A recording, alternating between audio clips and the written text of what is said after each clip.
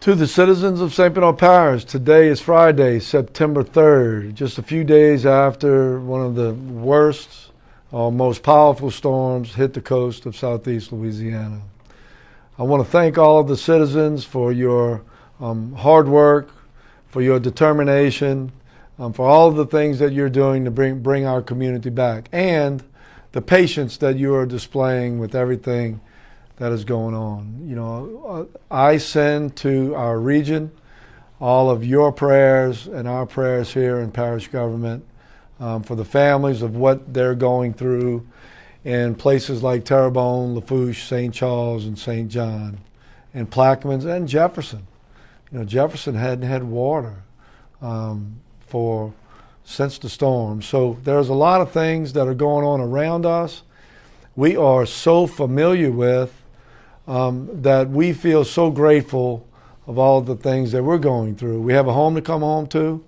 We're not stranded, anywhere. We have water, and we have a lot of services, and we have a lot of things going on. So we want to get to that right now. So let's get to it, and we'll go through them.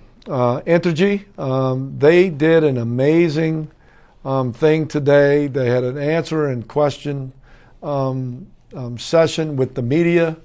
And it was carried live on live feed on the news stations. They answered a bunch of questions, and during that, they basically said that here in St. Bernard Parish that we would have electricity pretty much throughout the parish, given any problems, on September 7th. So they give us a target date, which is a wonderful thing. It gives us an opportunity to see the light at the end of the tunnel. Not to mention that we already have a significant amount of St. Bernard Parish up and running with power. Portions of Araby, if not all of Araby, portions of Chalmette, and portions of Miro. And those priorities for Entergy surrounds the hospital, the 2 refineries. We have a lot of gas shortages, and we're trying to get those out. We'll talk about that later. Our school systems and our government complexes. So the first wave you're going to see are areas that have schools around them.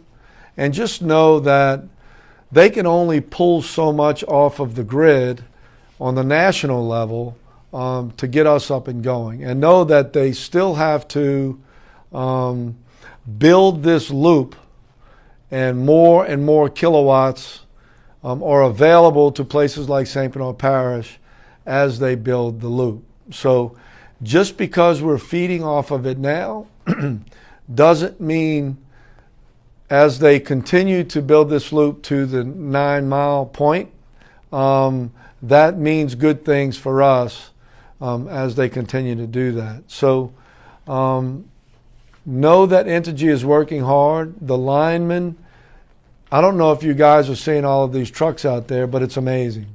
They're out there working hard. Curtis Navis and Joni Bethel here, our local representatives, are doing a great job. And I can promise you, Curtis is fighting for St. Bernard Parish and to get your lights on.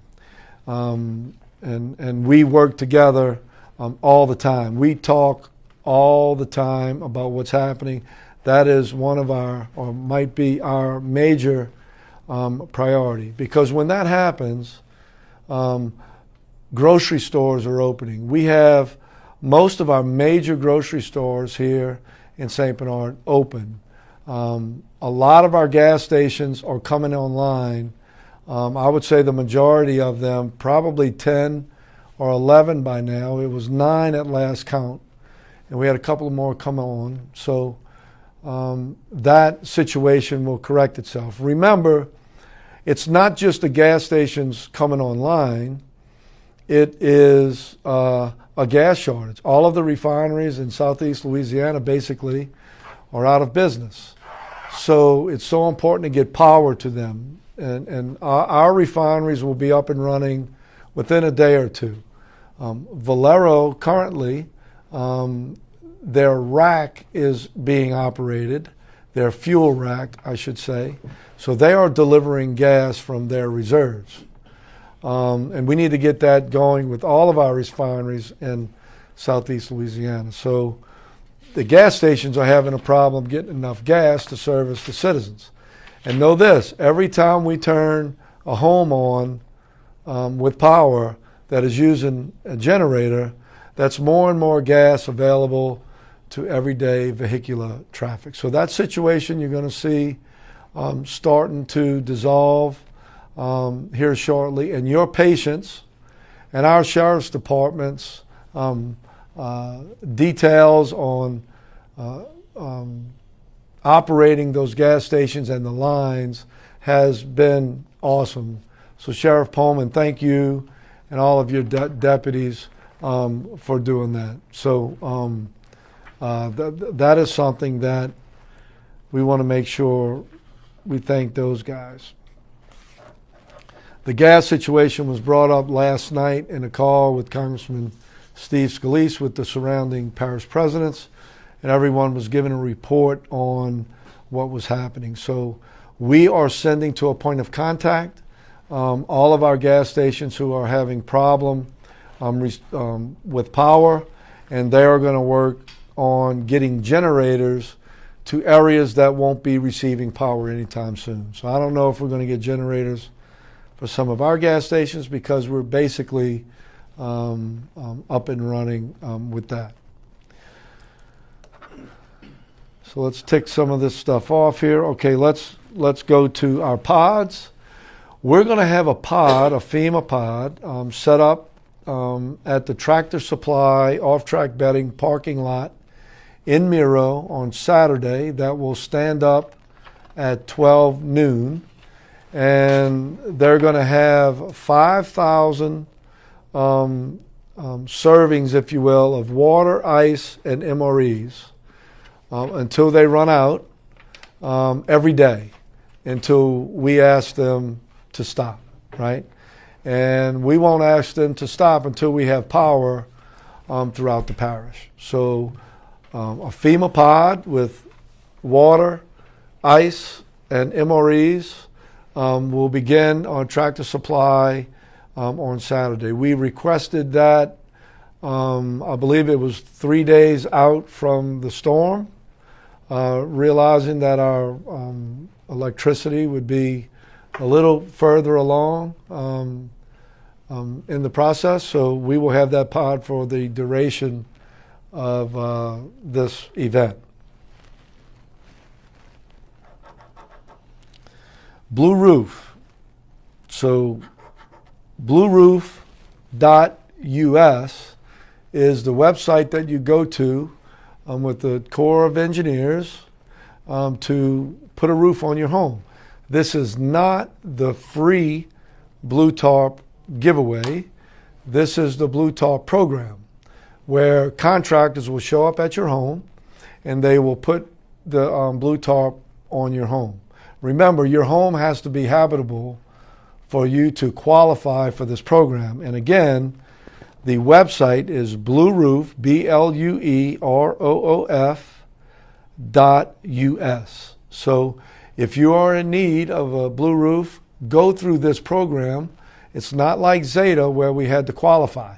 The president, President Biden, the fastest in the history of disasters, approved that without going through all of the data and details. So we want to thank President Biden for that declaration.